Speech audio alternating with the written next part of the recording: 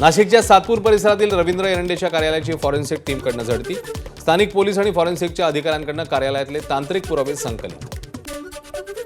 मध्य रेल्वेवर आज रात्रकालीन ब्लॉक। ठाणे डोंबिवली फलाट विस्तार आणि प्रभादेवी उड्डाणपुलाच्या कामासाठी मध्य रेल्वेवर रात्री 10:30 ते रविवारी सकाळी 10 या वेळेत विशेष ब्लॉक। अनेक लोकल्स रद्द। एक्सप्रेस गाड्या दादरपर्यंत जाणार।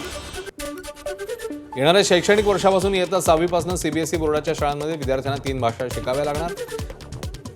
3 पैकी 2 भाषा भारतीय तर तिसरी भाषा 42 भाषांपैकी एक निवडायचा पर्याय। नंदुरबारच्या नवापूर तालुक्यातल्या बंधारे शासकीय आश्रमशाळेत 8 वर्षीय विद्यार्थ्याचा संशयास्पद मृत्यू। मुलाचा मृतदेह शौचालयाच्या सेप्टिक टाकीत आढळल्यानं खळबळ। शाळा प्रशासनाच्या हलगर्जीपणामुळे घटना घडल्याचा स्थानिकांचा आरोप। साताऱ्याच्या पाटण तालुक्यात येडोबा देवाचा मुख्य छबिना। सोहळ्याला लाखो भाविकांची उपस्थिती। गुलाब खोबऱ्याची उधळण आणि पारंपरिक वाद्यांच्या तालावर चांग भलचा अखंड गजर।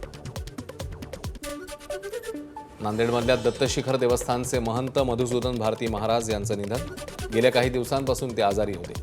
उद्या दुपारी 3 वाजता माहूर गडावर अंत्यविधी होणार असल्याची माहिती।